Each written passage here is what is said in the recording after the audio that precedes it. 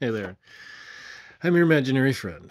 I've got another story for you by Algernon Blackwood. This is one of his John Silence stories. Now, as always, bear in mind that sometimes an author will have included something in their work that at the time of writing seemed fine to them, and it's not always fine. This is called Secret Worship. Harris, the silk merchant, was in South Germany on his way home from a business trip, when the idea came to him suddenly that he would take the mountain railway from Strasbourg and run down to revisit his old school, after an interval of something more than 30 years.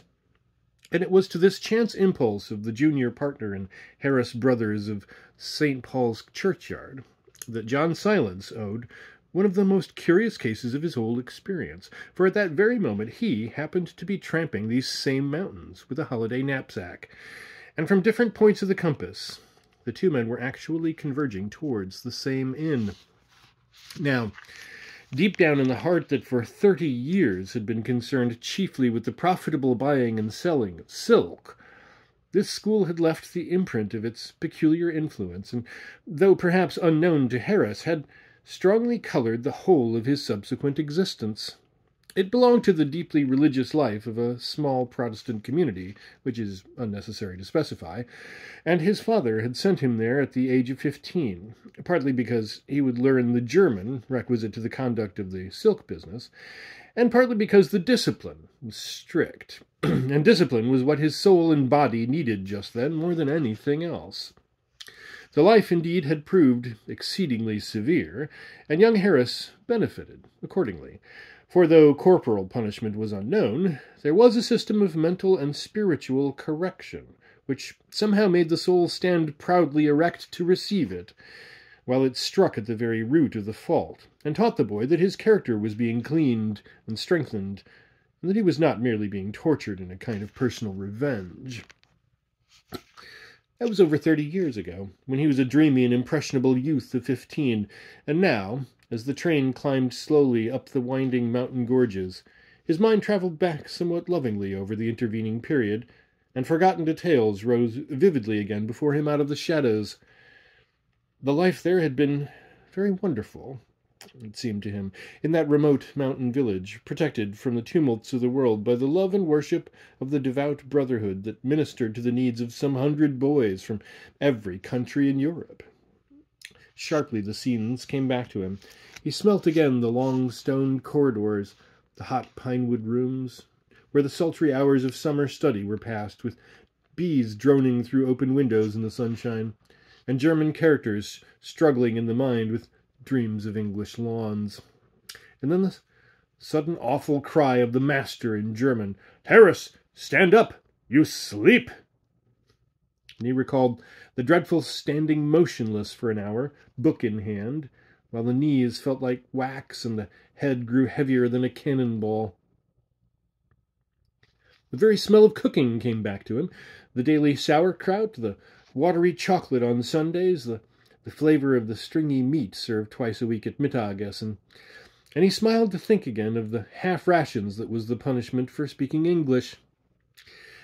The very odor of the milk bowls, the hot, sweet aroma that rose from the soaking peasant bread at the 6 o'clock breakfast, came back to him pungently, and he saw the huge Speisesaal with the 100 boys in their school uniforms, all eating sleepily in silence, gulping down the coarse bread and scalding milk in terror of the bell that would presently cut them short. And at the far end, where the master sat, he saw the narrow slit windows with the vistas of enticing field and forest beyond. And this in turn made him think of the great barn-like room on the top floor where all slept together in wooden cots, and he heard in memory the clamor of the cruel bell that woke them on winter mornings at 5 o'clock and summoned them to the stone-flagged Waschkammer, where boys and masters alike, after scanty and icy washing, dressed in complete silence. From this his mind passed swiftly with vivid picture thoughts to other things, and with a passing shiver he remembered how the loneliness of never being alone had eaten into him, and how everything, work, meals, sleep, walks, leisure, was done with his division of 20 other boys, and under the eyes of at least 2 masters. The only solitude possible was by asking for half an hour's practice in the cell-like music rooms, and Harris smiled to himself as he recalled the zeal of his violin studies. Then, as the train puffed laboriously through the great pine forests that cover these mountains with a giant carpet of velvet, he found the pleasanter layers of memory giving up their dead, and he recalled with admiration the kindness of the masters, whom all addressed as brother, and marveled afresh at their devotion in burying themselves for years in such a place, only to leave it in most cases for the still rougher life of missionaries in the wild places of the world. He thought once more of the still religious atmosphere that hung over the little forest community like a veil, barring the distressful world, of the picturesque ceremonies at Easter, Christmas, and New Year, of the numerous feast days and charming little festivals. The Becherfest, in particular, came back to him, the Feast of Gifts at Christmas, when the entire community paired off and gave presents, many of which had taken weeks to make, or the savings of many days to purchase. And then he saw the midnight ceremony in the church at New Year, with the shining face of the prediger in the pulpit, the village preacher, who on the last night of the old year saw in the empty gallery beyond the organ loft the faces of all who were to die in the ensuing 12 months, and who at last recognized himself among them, and in the very middle of his sermon passed into a state of rapt ecstasy and burst into a torrent of praise. Thickly the memories crowded upon him, the picture of the small village dreaming its unselfish life on the mountain tops, clean, wholesome, simple, searching vigorously for its God, and training hundreds of boys in the grand way, rose up in his mind with all the power of an obsession. He felt once more the old mystical enthusiasm, deeper than the sea and more wonderful than the stars. He heard again the winds sighing from leagues of forest over the red roofs in the moonlight. He heard the brothers' voices talking of the things beyond this life, as though they had actually experienced them in the body. And he sat in the jolting train. A spirit of unutterable longing passed over his seared and tired soul, stirring in the depths of him a sea of emotions that he thought had long since frozen into immobility. And the contrast pained him. The idealistic dreamer, then, the man of business now, so that a spirit of unworldly peace and beauty, known only to the soul in meditation, laid its feathered finger upon his heart, moving strangely the surface of the waters. Harris shivered a little, and looked out of the window of his empty carriage. The train had long passed Hornberg, and far below the streams tumbled in white foam down the limestone rocks. In front of him, dome upon dome of wooded mountains stood against the sky. It was October, and the air was cool and sharp. Wood smoke and damp moss exquisitely mingled in it with the subtle odors of the pines. Overhead, between the tips of the highest firs, he saw the first stars peeping, and the sky was a clean, pale amethyst that seemed exactly the color all these memories clothed themselves with in his mind. He leaned back in his corner and sighed. He was a heavy man, and he had not known sentiment for years. He was a big man, and it took much to move him, literally and figuratively.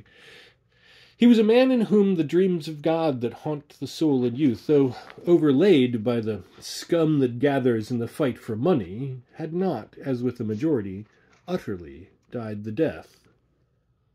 He came back into this little neglected pocket of the years, where so much fine gold had collected and lain undisturbed, with all his semi-spiritual emotions a-quiver, and as he watched the mountain-tops come nearer and smelt the forgotten odors of his boyhood, something melted on the surface of his soul and left him sensitive to a degree he had not known since 30 years before he had lived here with his dreams, his conflicts, and his youthful suffering. A thrill ran through him as the train stopped with a jolt at a tiny station, and he saw the name in large black lettering on the grey stone building, and below it the number of meters it stood above the level of the sea. "The highest point on the line," he exclaimed. "How well I remember it. Summer Meadow. The very next station is mine." And as the train ran downhill, with brakes on and steam shut off, He put his head out of the window, and one by one saw the old familiar landmarks in the dusk. They stared at him like dead faces in a dream. Queer, sharp feelings, half poignant, half sweet, stirred in his heart. There's the hot white road we walked along so often, with the two brooder always at our heels, he thought. And there, by Jove, is the turn through the forest to Algernon, the stone gallows, where they hanged the witches in olden days. He smiled a little as the train slid past. And there's the copse where the lilies of the valley powdered the ground in spring, and I swear, he put his head out with a sudden impulse, if that's not the very clearing where Calame, the French boy, chased the swallowtail with me, and Bruder Pagel gave us half rations for leaving the road without permission, and for shouting in our mother tongues. And he laughed again as the memories came back with a rush, flooding his mind with vivid detail. The train stopped, and he stood on the grey gravel platform like a man in a dream. It seemed half a century since he last waited there with corded wooden boxes, and got into the train for Strasbourg and home after 2 years' exile. Time dropped from him like an old garment, and he felt a boy again. Only things looked so much smaller than his memory of them. Shrunk and dwindled they looked, and the distances seemed on a curiously smaller scale. He made his way across the road to the little Gasthaus, and as he went, faces and figures of former schoolfellows, German, Swiss, Italian, French, Russian, slipped out of the shadowy woods and silently accompanied him. They flitted by his side, raising their eyes questioningly, sadly, to his. But their names he'd forgotten. Some of the brothers, too, came with them, and most of these he remembered by name: Bruder Rost, Bruder Pagel, Bruder Schleimann, and the bearded face of the old preacher who had seen himself in the haunted gallery of those about to die, Bruder Geissen. The dark forest lay all about him like a sea that any moment might rush with velvet waves upon the scene and sweep all the faces away. The air was cool and wonderfully fragrant, but with every perfumed breath came also a pallid memory. Yet in spite of the underlying sadness inseparable from such an experience, it was all very interesting, and held a pleasure peculiarly its own, so that Harris engaged his room and ordered supper, feeling well pleased with himself, and intending to walk up to the old school that very evening. It stood in the center of the community's village, some 4 miles distant through the forest, and he now recollected for the first time that this little Protestant settlement dwelt isolated in a section of the country that was otherwise Catholic. Crucifixes and shrines surrounded the clearing like the sentries of a beleaguering army. Once beyond the square of the village, with its few acres of field and orchard, the forest crowded up in solid phalanxes, and beyond the rim of trees began the country that was ruled by the priests of another faith. He vaguely remembered, too, that the Catholics had showed sometimes a certain hostility towards the little Protestant oasis that flourished so quietly and benignly in their midst. I'd quite forgotten this.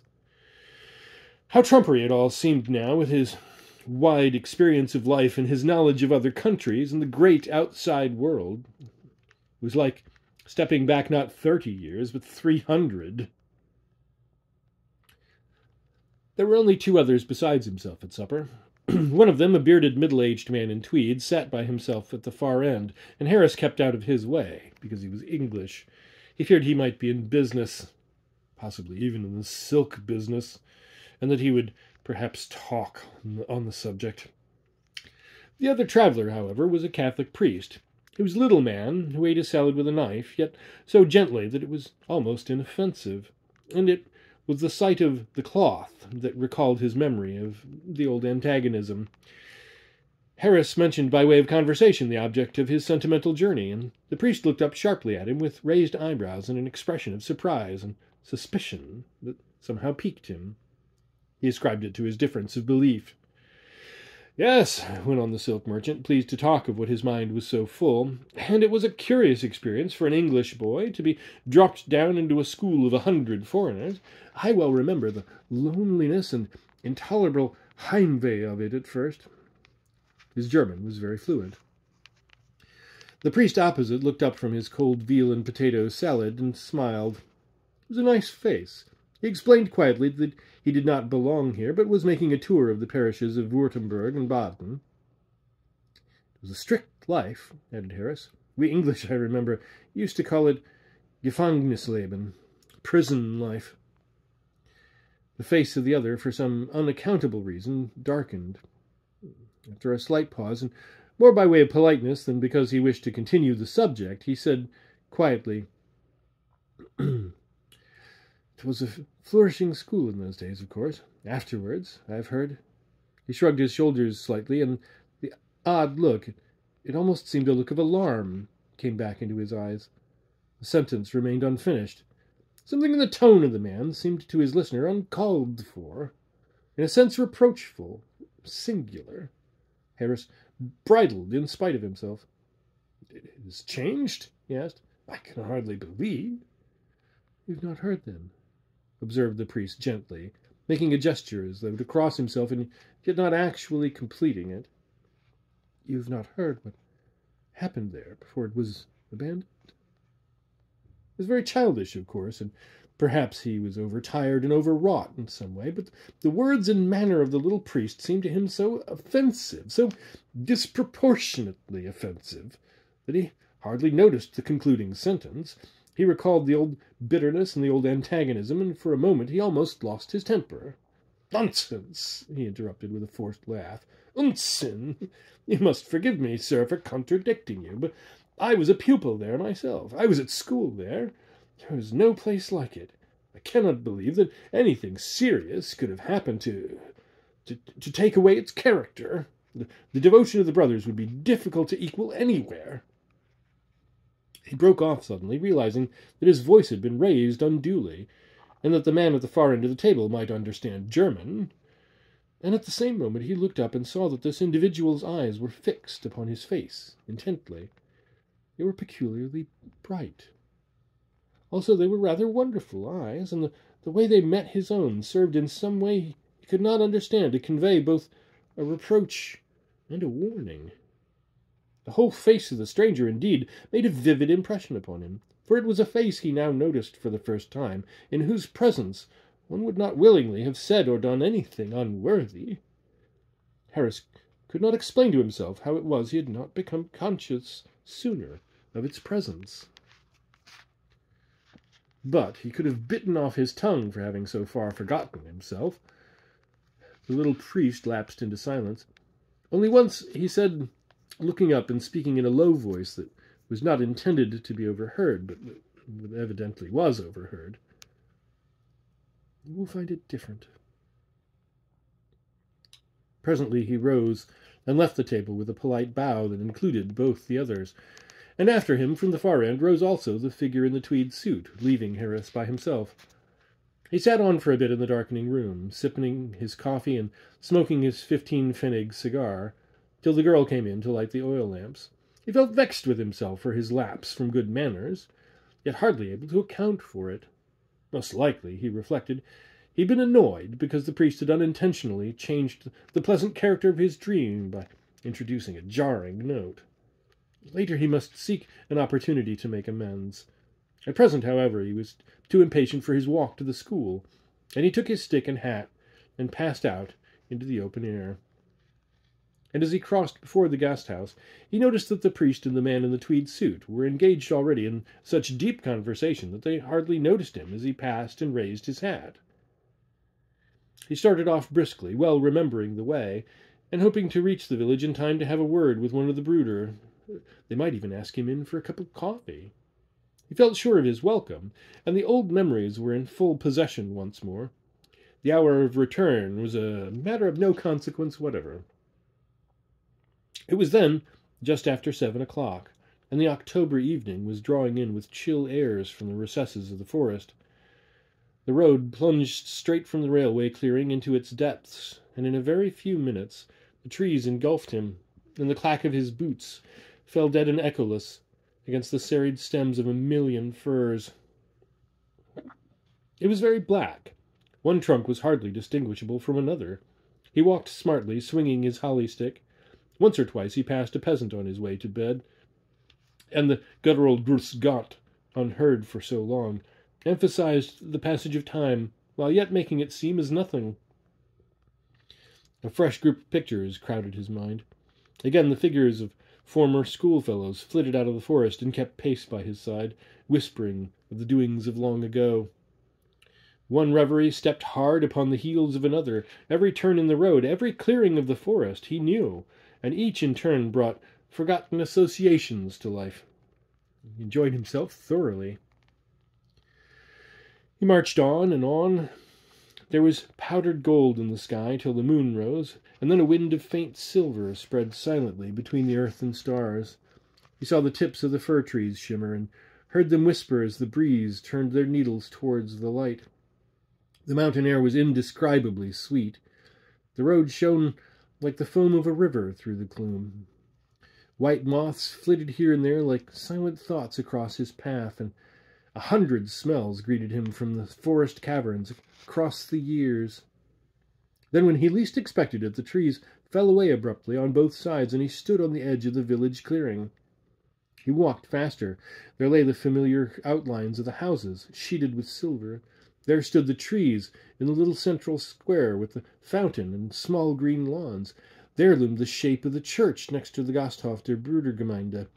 And just beyond, dimly rising in the sky, he saw with a sudden thrill the mass of the huge school building, blocked castle-like with deep shadows in the moonlight, standing square and formidable to face him after the silences of more than a quarter of a century. He passed quickly down the deserted village street and stopped close beneath its shadow, staring up at the walls that had once held him prisoner for 2 years, 2 unbroken years of discipline and homesickness.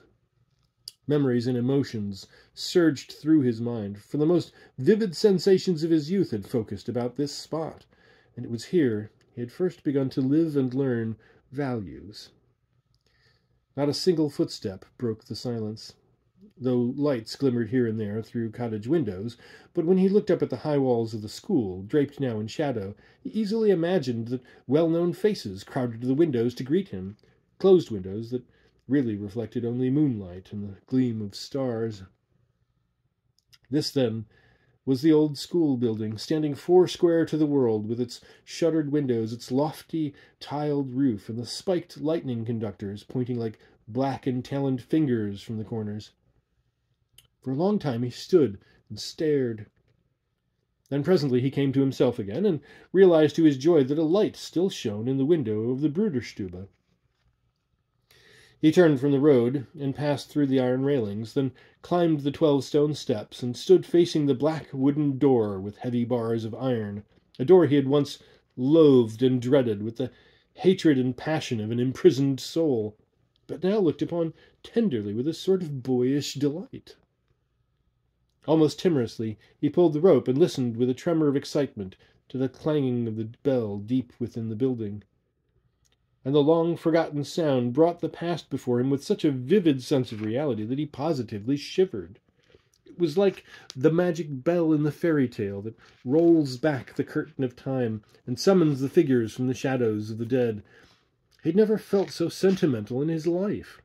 It was like being young again. And at the same time, he began to bulk rather large in his own eyes, with a certain spurious importance. He was a big man, from the world of strife and action.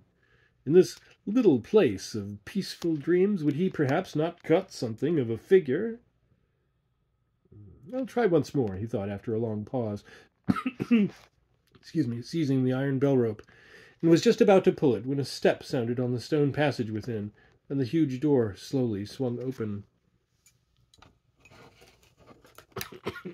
Excuse me.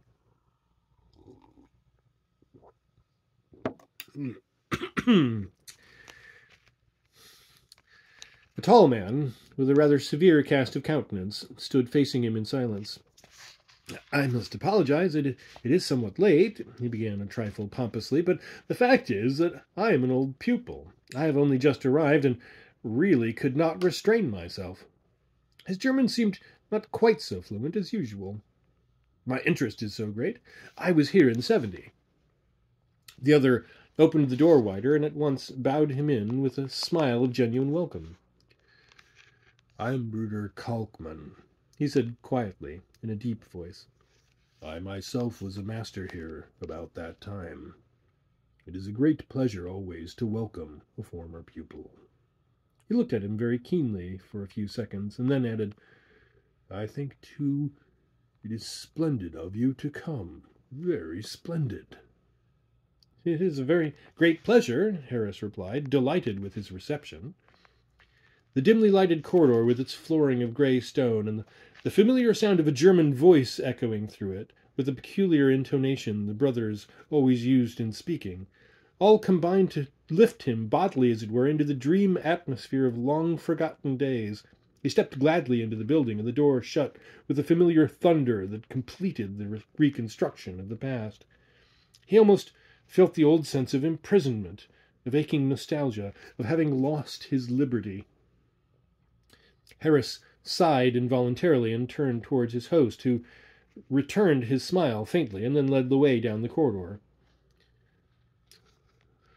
"The boys have retired," he explained, "and as you remember, we keep early hours here. But at least you will join us for a little while in the Bruderstube and enjoy a cup of coffee." This was precisely what the silk merchant had hoped, and he accepted with an alacrity that he intended to be tempered by graciousness.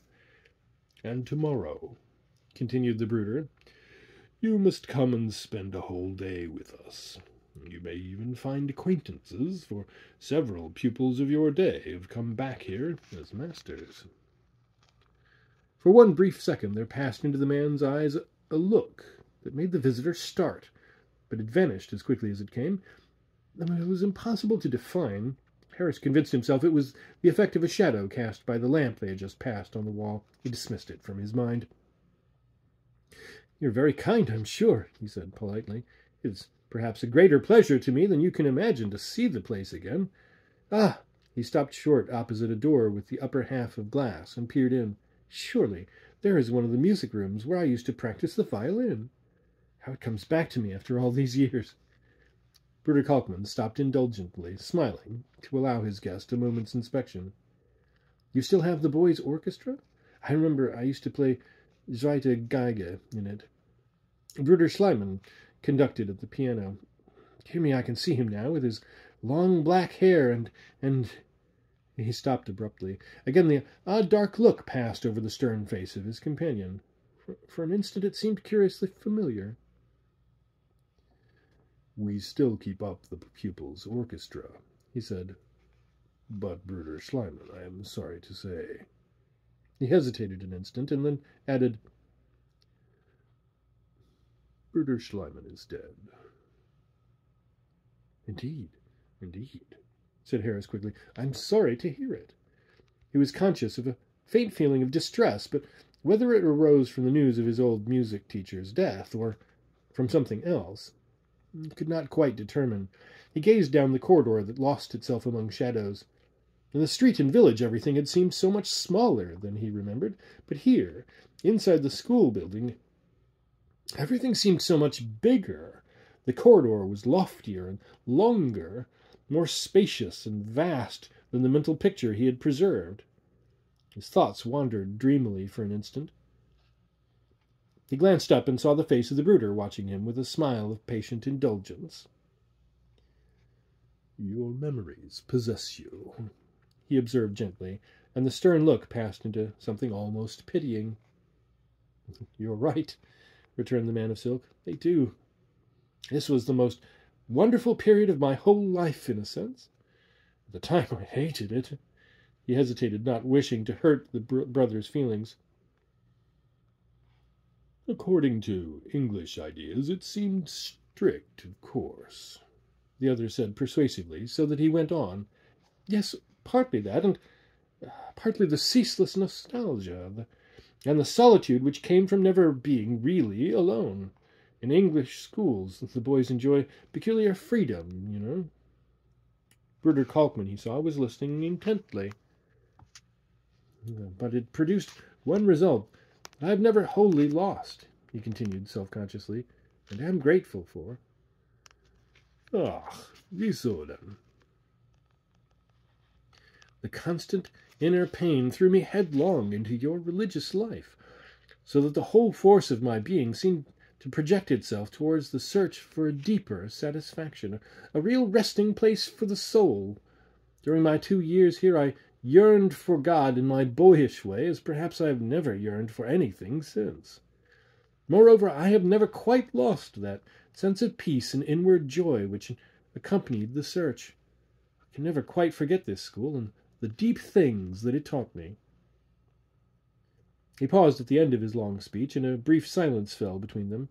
He feared he had said too much, or expressed himself clumsily in the foreign language, and when Bruder Kalkmann laid a hand upon his shoulder, he gave a little involuntary start.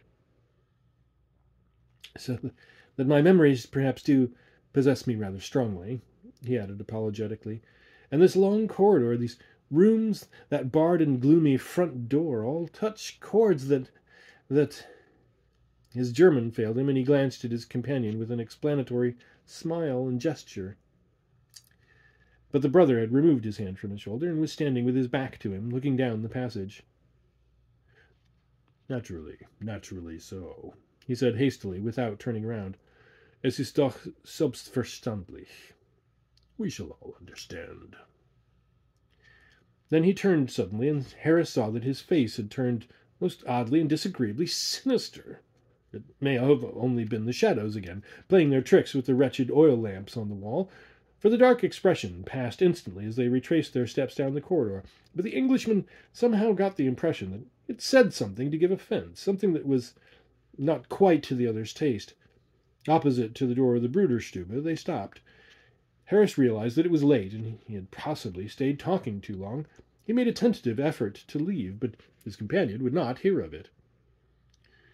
"You must have a cup of coffee with us," he said firmly, as though he meant it, "and my colleagues will be delighted to see you.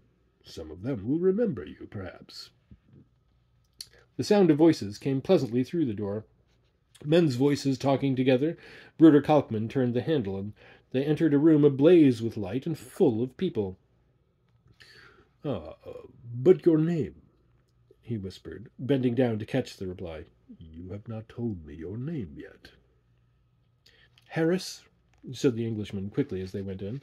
He felt nervous, and as he crossed the threshold, but ascribed the momentary trepidation to the fact that he was breaking the strictest rule of the whole establishment, which forbade a boy under severest penalties to come near this holy of holies where the masters took their brief leisure. "Ah, yes, of course. Harris," repeated the other, as though he remembered it. "Come in, Herr Harris. Come in, please. Your visit will be immensely appreciated. It is really very fine, very wonderful of you to have come in this way." The door closed behind them, and in the sudden light which made his sight swim for a moment, the exaggeration of the language escaped his attention. He heard the voice of Bruder Kalkmann introducing him. He spoke very loud indeed, unnecessarily, absurdly loud, Harris thought. "Brothers," he announced, "it is my pleasure and privilege to introduce to you Herr Harris from England. He has just arrived to make us a little visit, and I have already expressed to him, on behalf of us all, the satisfaction we feel that he is here.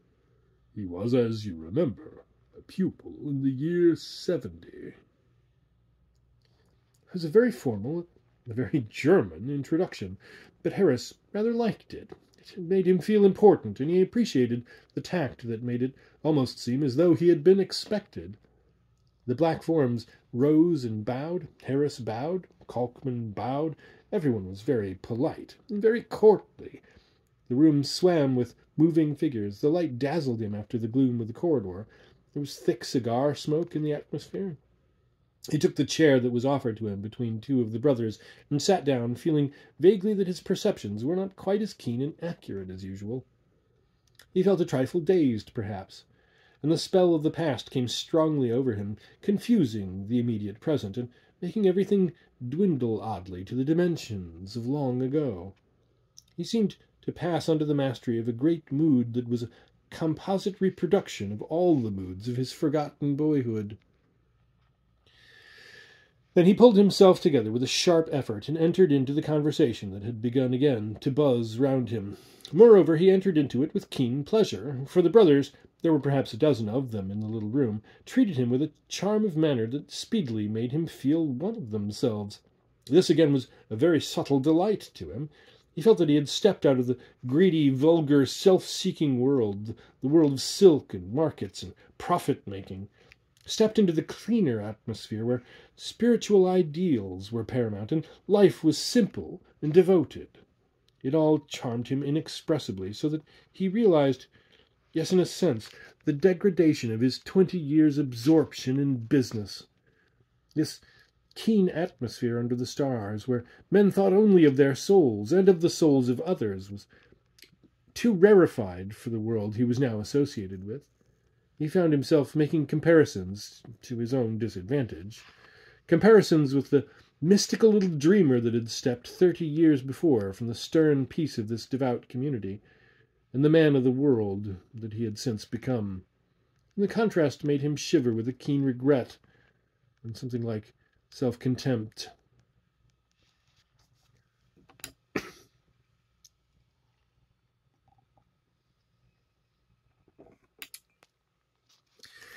He glanced round at the other faces, floating towards him through the tobacco smoke, this acrid cigar smoke he remembered so well. How keen they were, how strong, placid, touched with the nobility of great aims and unselfish purposes. At one or two he looked particularly, hardly knew why. They rather fascinated him. There was something so very stern and uncompromising about them, and something, too, oddly, subtly familiar, that yet just eluded him. But whenever their eyes met his own, they held undeniable welcome in them, and some held more, a kind of perplexed admiration, he thought, something that was between esteem and deference. This note of respect in all the faces was very flattering to his vanity. Coffee was served presently, made by a black-haired brother who sat in the corner by the piano, and bore a marked resemblance to Bruder Schliemann, the musical director of 30 years ago. Harris exchanged bows with him when he took the cup from his white hands, which he noticed were like the hands of a woman. He lit a cigar, offered to him by his neighbour, and with whom he was chatting delightfully, and who, in the glare of the lighted match, reminded him sharply for a moment of Bruder Pagel, his former room-master. "Das ist wirklich merkwürdig," he said. "How many resemblances I see or imagine. It was really very curious." "Yes," replied the other, peering at him over his coffee cup. "The smell of the place is wonderfully strong. I can well understand that the old faces rise before your mind's eye, almost to the exclusion of ourselves, perhaps." They both laughed presently. It was soothing to find his mood understood and appreciated, and they passed on to talk of the mountain village, its isolation, its remoteness from worldly life, its peculiar fitness for meditation and worship, and for spiritual development of a certain kind. "And your coming back in this way, Herr Harris, has pleased us all so much," joined in the brooder on his left. "We esteem you for it most highly. We honor you for it." Harris made a deprecating gesture. I fear for my part it is only a very selfish pleasure," he said, a trifle unctuously. "Not all would have had the courage," added the one who resembled Bruder Pagel. "You mean," said Harris, a little puzzled, "the disturbing memories?" Bruder Pagel looked at him steadily with unmistakable admiration and respect. "I mean that most people held so strongly to life and give up so little for their beliefs," he said gravely. The Englishman felt slightly uncomfortable. These worthy men really made too much of his sentimental journey. And besides, the talk was getting a little out of his depth. He hardly followed it. "The worldly life still has some charms for me," he replied smilingly, as though to indicate that sainthood was not yet quite within his grasp. "All the more, then, must we honor you for so freely coming," said the brother on his left, "so unconditionally." A pause followed, and the silk merchant felt relieved when the conversation took a more general turn, although he noticed that it never travelled very far from the subject of his visit and the wonderful situation of the lonely village for men who wished to develop their spiritual powers and practice the rites of a high worship.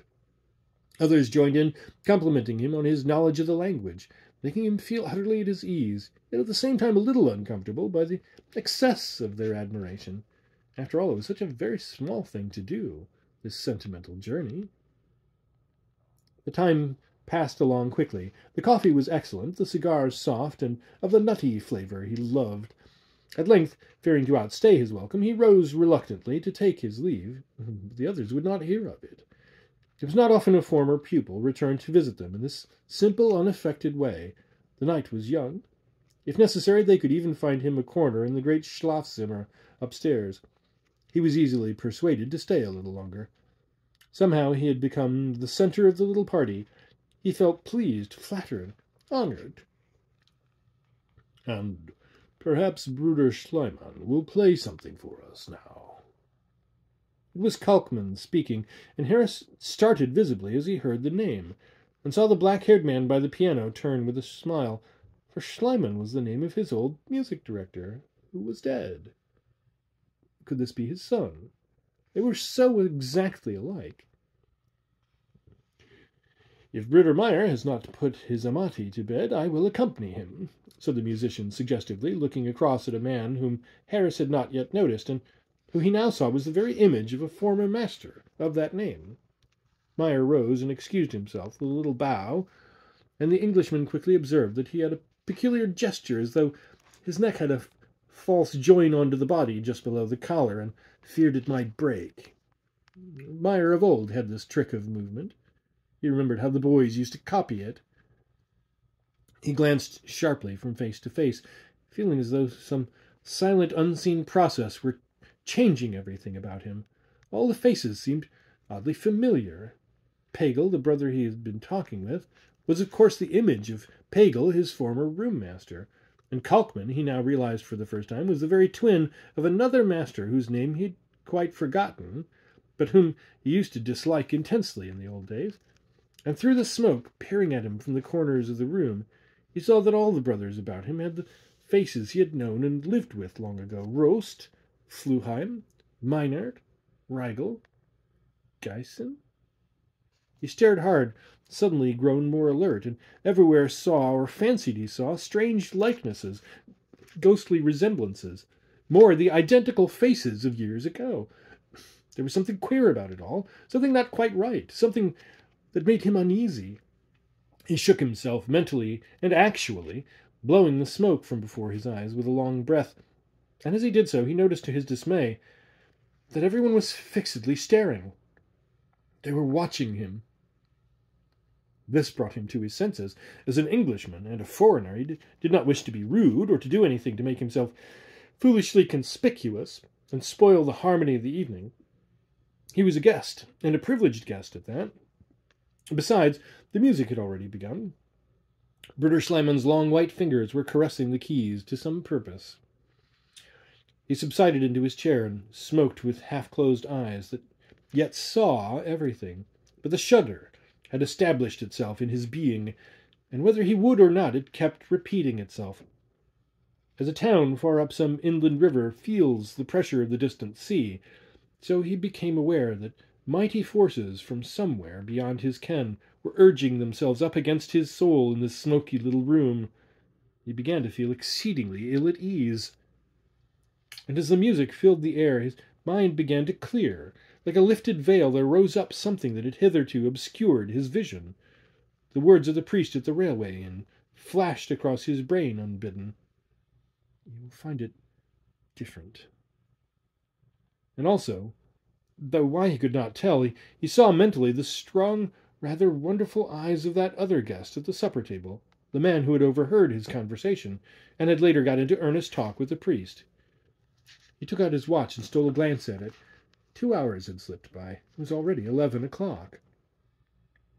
Schliemann, meanwhile, utterly absorbed in his music, was playing a solemn measure.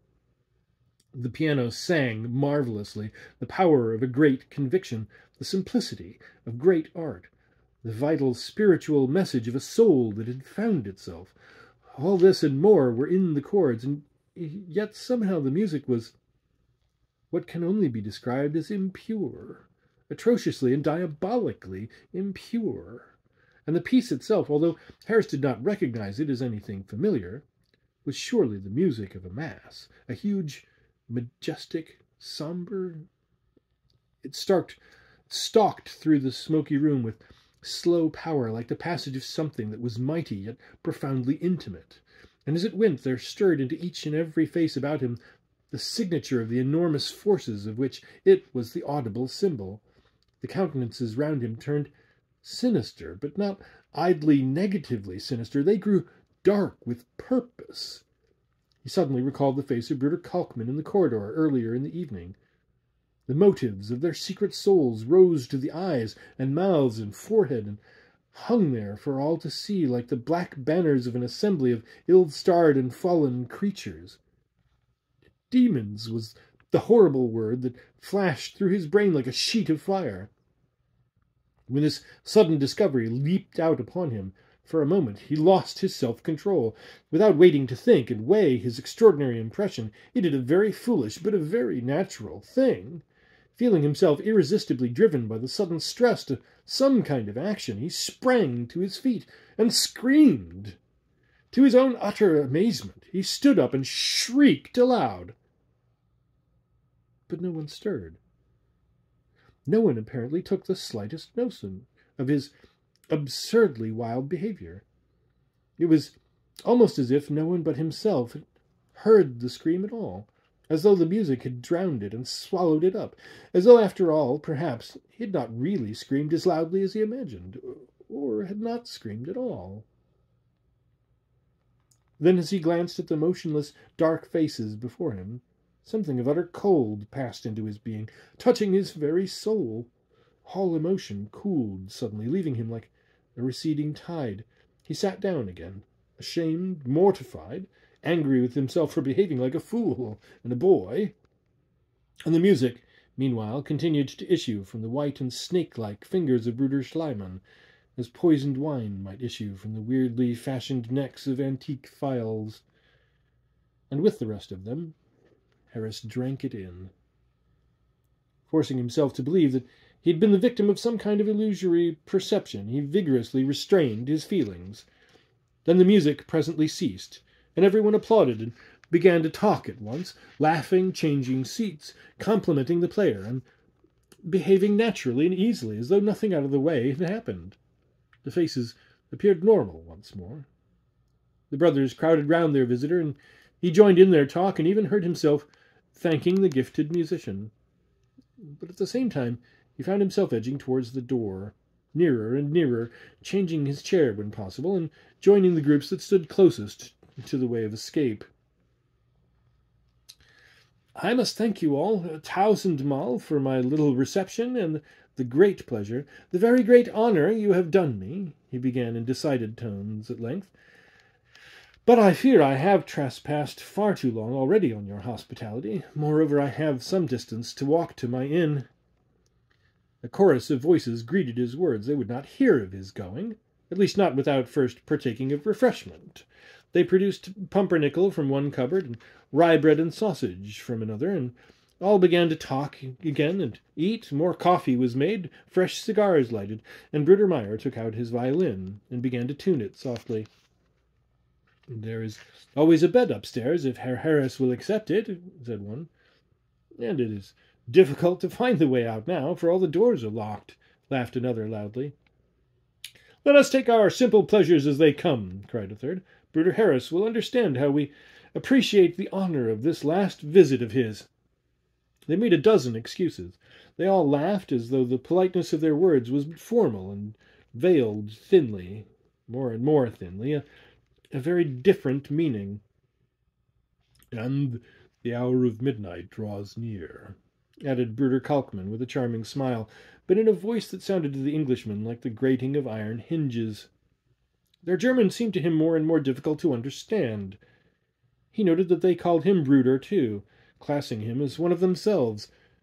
And then suddenly he had a flash of keener perception, and realized with a creeping of his flesh that he had all along misinterpreted, grossly misinterpreted, all they had been saying. They had talked about the beauty of the place, its isolation and remoteness from the world, its peculiar fitness for certain kinds of spiritual development and worship. Yet hardly, he now grasped, in the sense in which he had taken the words. They had meant something different. Their spiritual powers, their desire for loneliness, their passion for worship were not the powers, the solitude, or the worship that he meant and understood. He was playing a part in some horrible masquerade. He was among men who cloaked their lives with religion in order to follow their real purposes, unseen of men. What did it all mean? How had he blundered into so equivocal a situation? Had he blundered into it at all? Had he not rather been led into it, deliberately led? His thoughts grew dreadfully confused, and his confidence in himself began to fade. And why, he suddenly thought again, were they so impressed by the mere fact of his coming to revisit his old school? What was it they so admired and wondered at in his simple act? Why did they set such store upon his having the courage to come and to give himself so freely, unconditionally, as one of them had expressed it, with such a mockery of exaggeration? Fear stirred in his heart most horribly, and he found no answer to any of his questionings. Only one thing he now understood quite clearly. Was their purpose to keep him here? They did not intend that he should go, and from this moment he realized they were sinister, formidable, and in some way he had yet to discover inimical to himself, inimical to his life. And the phrase one of them had used a moment ago, this last visit of his, rose before his eyes in letters of flame. Harris was not a man of action, and had never known in all the course of his career what it meant to be in a situation of real danger. He was not necessarily a coward, though perhaps a man of untried nerve. He realized at last plainly that he was in a very awkward predicament indeed, and that he had to deal with men who were utterly in earnest. What their intentions were he only vaguely guessed. His mind indeed was too confused for definite ratiocination, and he was only able to follow blindly the strongest instincts that moved in him. It never occurred to him that the brothers might all be mad, or that he himself might have temporarily lost his senses and be suffering under some terrible delusion. In fact, nothing occurred to him. He realized nothing, except that he meant to escape, and the quicker the better. A tremendous revulsion of feeling set in and overpowered him. Accordingly, without further protest for the moment, he ate his pumpernickel and drank his coffee, talking meanwhile as naturally and pleasantly as he could, and when a suitable interval had passed, he rose to his feet and announced once more that he must now take his leave. He spoke very quietly, but very decidedly. No one hearing him could doubt that he meant what he said. He had got very close to the door by this time. "I regret," he said, using his best German, and speaking to a hushed room, "that our pleasant evening must come to an end, but it is now time for me to wish you all good night." And then, as no one said anything, he added, though with a trifle less assurance, "And I thank you all most sincerely for your hospitality." "On the contrary," replied Kalkman instantly, rising from his chair and ignoring the hand the Englishman had stretched out to him. "It is we who have to thank you, and we do so most gratefully and sincerely." And at the same moment, at least half a dozen of the brothers took up their position between himself and the door. "You are very good to say so," Harris replied as firmly as he could manage, noticing this movement out of the corner of his eye. "But really I had no conception that my little chance visit could have afforded you so much pleasure." He moved another step nearer the door, but Bruder Schliemann came across the room quickly and stood in front of him. His attitude was uncompromising. A dark and terrible expression had come into his face. "But it was not by chance that you came, Bruder Harris," he said so that all the room could hear. "Surely we have not misunderstood your presence here?" He raised his black eyebrows. "No, no," the Englishman hastened to reply. I am delighted to be here. I told you what pleasure it gave me to find myself among you. Do not misunderstand me, I beg." His voice faltered a little, and he had difficulty in finding the words. More and more, too, he had difficulty in understanding their words. "Of course," interposed Bruder Kalkman in his iron bass. "We have not misunderstood. You have come back in the spirit of true and unselfish devotion. You offer yourself freely, and we all appreciate it. It is your willingness and nobility that have so completely won our veneration and respect." A faint murmur of applause ran round the room. "What we all delight in, what our great master will especially delight in, is the value of your spontaneous and voluntary—" He used a word Harris did not understand. He said, "Opfer." The bewildered Englishman searched his brain for the translation, and searched in vain. For the life of him he could not remember what it meant. But the word, for all his inability to translate it, touched his soul with ice. It was worse, far worse than anything he had imagined. He felt like a lost, helpless creature, and all power to fight sank out of him from that moment. "It is magnificent to be such a willing," added Schliemann, sidling up to him with a dreadful leer on his face. He made use of the same word, Opfer. God, what could it all mean? Offer himself, true spirit of devotion, willing, unselfish, magnificent, Opfer, Opfer, Opfer. What in the name of heaven did it mean, that strange, mysterious word that struck such terror into his heart? He made a valiant effort to keep his presence of mind and hold his nerves steady. Turning, he saw that Kalkmann's face was a dead white. Kalkmann. He understood that well enough. Kalkmann meant man of chalk. He knew that. But what did Opfer mean? That was the real key to the situation. Words poured through his disordered mind in an endless stream. Unusual, rare words he had perhaps heard but once in his life, while Opfer, a word in common use, entirely escaped him. What an extraordinary mockery it all was! Then Kalkmann, pale as death, but his face hard as iron, spoke a few low words that he did not catch, and the brothers, standing by the walls, at once turned the lamps down, so that the room became dim. In the half-light he could only just discern their faces and movements. "It is time," he heard Kalkmann's remorseless voice continue just behind him. "The hour of midnight is at hand. Let us prepare. He comes! He comes! Bruder Asmodeus comes!" His voice rose to a chant, and the sound of that name, for some extraordinary reason, was terrible, utterly terrible, so that Harris shook from head to foot as he heard it. Its utterance filled the air like soft thunder, and a hush came over the whole room. Forces rose all about him, transforming the normal into the horrible, when the spirit of craven fear ran through all his being, bringing him to the verge of collapse. Asmodeus! Asmodeus! The name was appalling, for he understood at last to whom it referred, and the meaning that lay between its great syllables. At the same instant, too, he suddenly understood the meaning of that unremembered word. The import of the word Opfer flashed upon his soul like a message of death. He thought of making a wild effort to reach the door, but the weakness of his trembling knees and the row of black figures that stood between dissuaded him at once.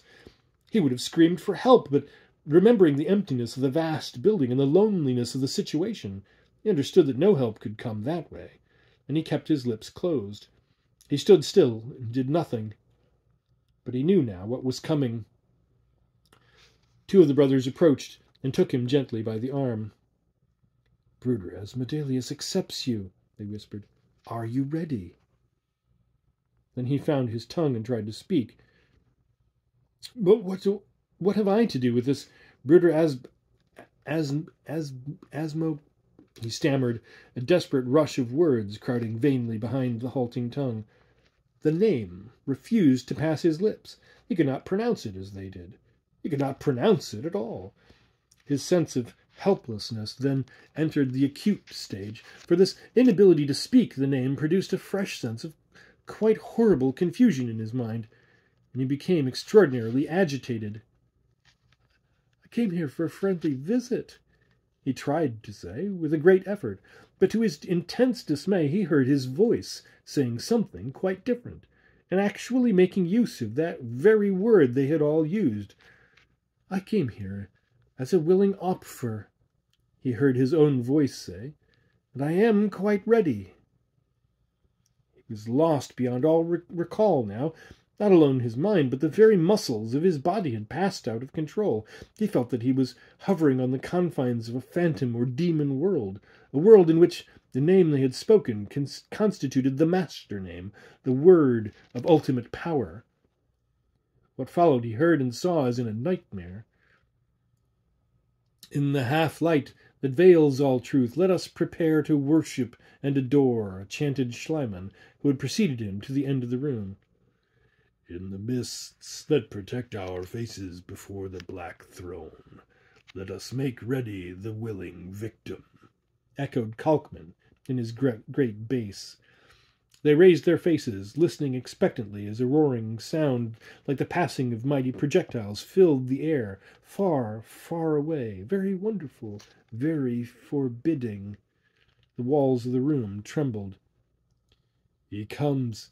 He comes! He comes!" chanted the brothers in chorus. The sound of roaring died away, and an atmosphere of still and utter cold established itself over all. Then Kalkman, dark and unutterably stern, turned in the dim light and faced the rest. "Asmodeus, our Hauptbruder, is about us," he cried in a voice that even while it shook was yet a voice of iron. "Asmodeus is about us. Make ready." There followed a pause in which no one stirred or spoke. A tall brother approached the Englishman, but Kalkman held up his hand. "Let the eyes remain uncovered," he said, "in honor of so freely giving himself." And to his horror, Harris then realized, for the first time, that his hands were already fastened to his sides. The brother retreated again silently, and in the pause that followed, all the figures about him dropped to their knees, leaving him standing alone, and as they dropped, in voices hushed with mingled reverence and awe, they cried softly, odiously, appallingly, the name of the being whom they momentarily expected to appear. Then at the end of the room, where the windows seemed to have disappeared so that he saw the stars, there rose into view, far up against the night sky, grand and terrible, the outline of a man. A kind of grey glory enveloped it so that it resembled a steel-cased statue, immense, imposing, horrific in its distant splendor, while at the same time the face was so spiritually mighty, yet so proudly, so austerely sad, that Harris felt as he stared that the sight was more than his eyes could meet, and that in another moment the power of vision would fail him altogether, and he must sink into utter nothingness. So remote and inaccessible hung this figure that it was impossible to gauge anything as to its size, yet at the same time so strangely close, that when the grey radiance from its mightily broken visage, august and mournful, beat down upon his soul, pulsing like some dark star with the powers of spiritual evil, he felt almost as though he were looking into a face no farther removed from him in space than the face of any one of the brothers who stood by his side. And then the room filled and trembled with sounds that Harris understood full well were the failing voices of others who had preceded him in a long series down the years. There came first a plain, sharp cry, as of a man in the last anguish, choking for his breath, and yet, with the very final expiration of it, breathing the name of the worship, of the dark being who rejoiced to hear it. The cries of the strangled, the short-running gasp of the suffocated, and the smothered gurgling of the tightened throat, all these and more echoed back and forth between the walls, the very walls in which he now stood a prisoner, a sacrificial victim. The cries, too, not alone of the broken bodies, but far worse, of beaten, broken souls.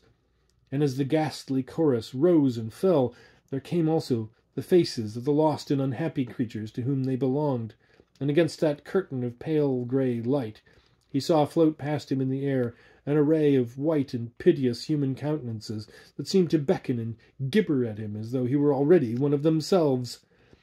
Slowly, too, as the voices rose, and the pallid crew sailed past, that giant form of grey descended from the sky and approached the room that contained the worshippers and their prisoner.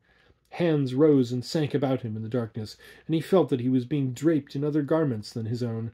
A circlet of ice seemed to run about his head, while round the waist, enclosing the fastened arms, he felt a girdle tightly drawn.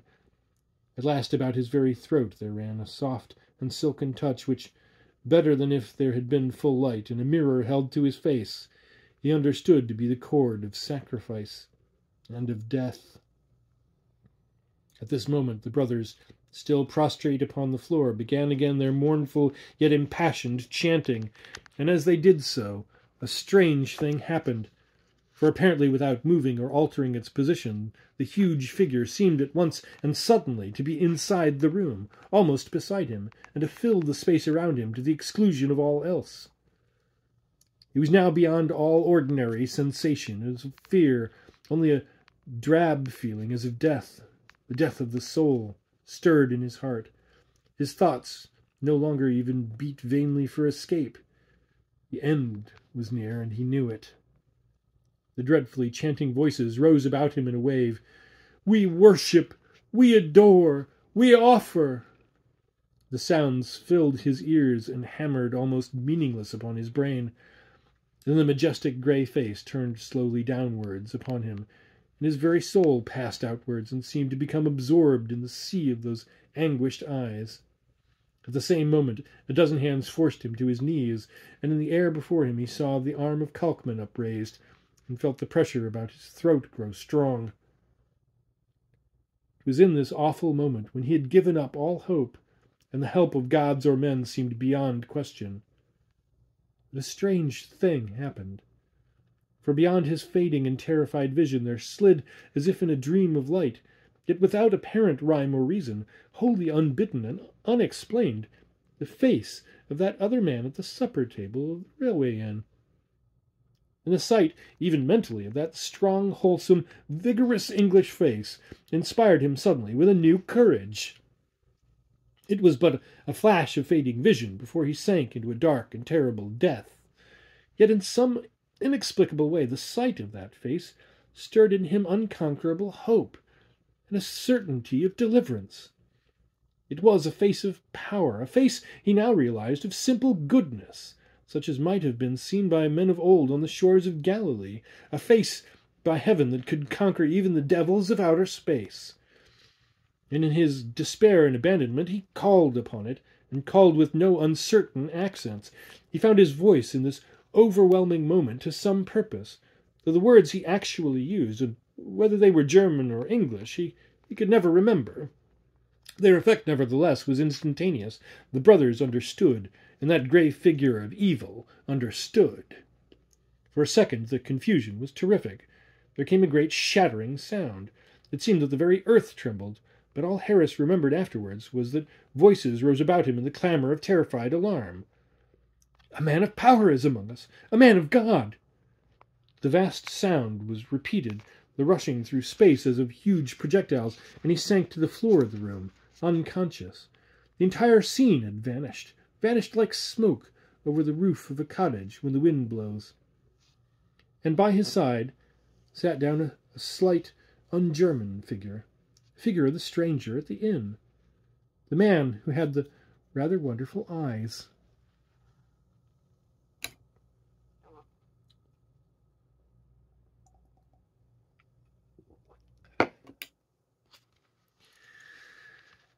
When Harris came to himself, he felt cold. He was lying under the open sky, and the cool air of field and forest was blowing upon his face. He sat up and looked about him. The memory of the late scene was still horribly in his mind, but no vestige of it remained. No walls or ceiling enclosed him. He was no longer in a room at all. There were no lamps turned low, no cigar smoke, no black forms of sinister worshippers, no tremendous grey figure hovering beyond the windows. Open space was about him, and he was lying on a pile of bricks and mortar, his clothes soaked with dew, and the kind stars shining brightly overhead. He was lying bruised and shaken among the heaped-up debris of a ruined building. He stood up and stared about him. There in the shadowy distance lay the surrounding forest, and here, close at hand, stood the outline of the village buildings. But underfoot, beyond question, lay nothing but the broken heaps of stone that betokened a building long since crumbled to dust. Then he saw that the stones were blackened, and that great wooden beams, half burnt, half rotten, made lines through the general debris. He stood then among the ruins of a burnt and shattered building, the weeds and nettles proving conclusively that it had lain thus for many years. The moon had already set behind the encircling forest, but the stars that spangled the heavens threw enough light to enable him to make quite sure of what he saw. Harris, the silk merchant, stood among these broken and burnt stones and shivered. Then he suddenly became aware that out of the gloom a figure had risen and stood beside him. Peering at him, he thought he recognized the face of the stranger at the railway inn. "Are you real?" he asked in a voice he hardly recognized as his own. "More than real. I'm friendly," replied the stranger. "I followed you up here from the inn." Harris stood and stared for several minutes without adding anything. His teeth chattered. The least sound made him start, but the simple words in his own language, and the tone in which they were uttered, comforted him inconceivably. "You're English, too, thank God," he said inconsequently. "These German devils—" He broke off and put a hand to his eyes. "But what's become of them all? And the room, and—" The hand travelled down to his throat and moved nervously round his neck. He drew a long, long breath of relief. "Did I dream everything? Everything?" he said distractedly. He stared wildly about him, and the stranger moved forward and took his arm. "Come," he said soothingly, yet with a trace of command in the voice. "We'll move away from here. The high road, or even the woods, will be more to your taste, for we're standing now on one of the most haunted and most terribly haunted spots of the whole world." He guided his companion's stumbling footsteps over the broken masonry until they reached the path, the nettles stinging their hands, and Harris feeling his way like a man in a dream. Passing through the twisted iron railing, they reached the path, and thence made their way to the road, shining white in the night. Once safely out of the ruins, Harris collected himself and turned to look back. "But how is it possible?" he exclaimed, his voice still shaking. "How can it be possible? When I came in here, I saw the building in the moonlight. They opened the door. I saw the figures and heard the voices and touched their very hands and saw their damned black faces, saw them far more plainly than I see you now." He was deeply bewildered. The glamour was still upon his eyes with a degree of reality stronger than the reality even of normal life. Was I so utterly deluded? Then suddenly the words of the stranger, which he had only half heard or understood, returned to him. "Haunted?" he asked, looking hard at him. "Haunted, did you say?" He paused in the roadway and stared into the darkness where the building of the old school had first appeared to him. But the stranger hurried him forward. "We shall talk more safely farther on," he said. "I followed you from the inn the moment I realized where you had gone. When I found you, it was 11 o'clock. 11 o'clock, said Harris, remembering with a shudder. "I saw you drop. I watched over you till you recovered consciousness of your own accord, and now I'm here to guide you safely back to the inn. I've broken the spell, the glamour." "I owe you a great deal, sir," interrupted Harris again, beginning to understand something of the stranger's kindness. "But I don't understand it at all. I feel dazed and shaken." His teeth still chattered, and spells of violent shivering passed over him from head to foot. He found that he was clinging to the other's arm. In this way they passed beyond the deserted and crumbling village and gained the high road that led homewards through the forest. "That school building has long been in ruins," said the man at his side presently. "It was burnt down by order of the elders of the community, at least 10 years ago. The village has been uninhabited ever since. But the simulacra of certain ghastly events that took place under that roof in past days still continue. And the shells of the chief participants still enact there the dreadful deeds that led to its final destruction and to the desertion of the whole settlement. They were devil worshippers." Harris listened with beads of perspiration on his forehead that did not come alone from their leisurely pace through the cool night. Although he had seen this man but once before in his life, and had never before exchanged so much as a word with him, he felt a degree of confidence and a subtle sense of safety and well-being in his presence that were the most healing influences he could possibly have wished for after the experience he had been through. For all that, he still felt as if he were walking in a dream, and though he heard every word that fell from his companion's lips, It was only the next day that the full import of all he said became fully clear to him. The presence of this quiet stranger, the man with the wonderful eyes, which he felt now rather than saw, applied a soothing anodyne to his shattered spirit that healed him through and through, and this healing influence, distilled from the dark figure at his side, satisfied his first imperative need, so that he almost forgot to realize how strange and opportune it was that the man should be there at all. It somehow never occurred to him to ask his name, or to feel any undue wonder that one passing tourist should take so much trouble on behalf of another. He just walked by his side, listening to his quiet words, and allowing himself to enjoy the very wonderful experience, after his recent ordeal, of being helped, strengthened, blessed. Only once, remembering vaguely something of his reading of years ago, he turned to the man beside him after some more than usually remarkable words, and heard himself, almost involuntarily it seemed, putting the question, "Then are you a Rosicrucian, sir, perhaps?" But the stranger had ignored the words, or possibly not heard them, for he continued with his talk as though unconscious of any interruption, and Harris became aware that another somewhat unusual picture had taken possession of his mind, as they walked there side by side through the cool reaches of the forest, and that he found his imagination suddenly charged with the childhood memory of Jacob wrestling with an angel, wrestling all night with a being of superior quality whose strength eventually became his own. "It was your abrupt conversation with the priest at supper that first put me upon the track of this remarkable occurrence," he heard the man's quiet voice beside him in the darkness. "And it was from him I learned after you left the story of the devil worship that became secretly established in the heart of this simple and devout little community." "Devil worship? Here?" Harris stammered, aghast. "Yes, here. Conducted secretly for years by a group of brothers before unexplained disappearances in the neighborhood led to its discovery. For where could they have found a safer place in the whole wide world for their ghastly traffic and perverted powers than here, in the very precincts, under cover of the very shadow of saintliness and holy living?" "Awful, awful," whispered the silk merchant. "And when I tell you the words they used to me—" "I know it all," the stranger said quietly. "I saw and heard everything. My plan first was to wait till the end and then to take steps for their destruction. But in the interest of your personal safety," he spoke with the utmost gravity and conviction, "in the interest of the safety of your soul, I made my presence known when I did, and before the conclusion had been reached." "My safety? The danger, then, was real? They were alive and—" Words failed him. He stopped in the road and turned towards his companion, the shining of whose eyes he could just make out in the gloom.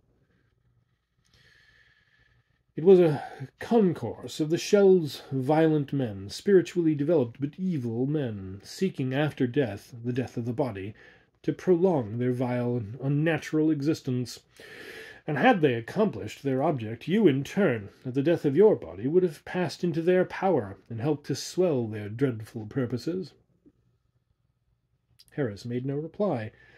He was trying hard to concentrate his mind upon the sweet and common things of life. He even thought of silk and St. Paul's churchyard and the faces of his partners in business. "For you came all prepared to be caught," he heard the other's voice, like someone talking to him from a distance. "Your deeply introspective mood had already reconstructed the past so vividly, so intensely, that you were en rapport at once with any forces of those days that chanced still to be lingering, and they swept you up all unresistingly." Harris tightened his hold upon the stranger's arm as he heard. At the moment he had room for one emotion only. It did not seem to him odd that the stranger should have such intimate knowledge of his mind. "It is, alas, chiefly the evil emotions that are able to leave their photographs upon surrounding scenes and objects," the other added. "And who ever heard of a place haunted by a noble deed, or of beautiful and lovely ghosts revisiting the glimpses of the moon? 'Tis unfortunate, but the wicked passions of men's hearts alone seem strong enough to leave pictures that persist. The good are ever too lukewarm." The stranger sighed as he spoke, but Harris, exhausted and shaken as he was to the very core, paced by his side, only half listening. He moved as if in a dream still. It was very wonderful to him, this walk home under the stars in the early hours of the October morning, the peaceful forest all about him, mist rising here and there over the small clearings, and the sound of water from 100 little invisible streams filling in the pauses of the talk. In after life he always looked back to it as something magical and impossible, something that had seemed too beautiful, too curiously beautiful, to have been quite true. And though at the time he heard and understood but a quarter of what the stranger said, it came back to him afterwards, staying with him till the end of his days, and always with a curious haunting sense of unreality, as though he had enjoyed a wonderful dream, of which he could recall only faint and exquisite portions. But the horror of the earlier experience was effectually dispelled, and when they reached the railway inn, somewhere about 3 o'clock in the morning, Harris shook the stranger's hand gratefully, effusively, meeting the look of those rather wonderful eyes with a full heart, and went up to his room, thinking in a hazy, dreamlike way of the words which the stranger had brought their conversation to an end as they left the confines of the forest. "And if thought and emotion can persist in this way so long after the brain that sent them forth has crumbled into dust, how vitally important it must be to control their very birth in the heart and guard them with the keenest possible restraint." But Harris the silk merchant slept better than might have been expected, and with a soundness that carried him halfway through the day. And when he came downstairs and learned that the stranger had already taken his departure, he realized with keen regret that he had never once thought of asking his name. "Yes, he signed the visitor's book," said the girl in reply to his question, and he turned over the blotted pages and found there the last entry, in a very delicate and individual handwriting. John Silence, London.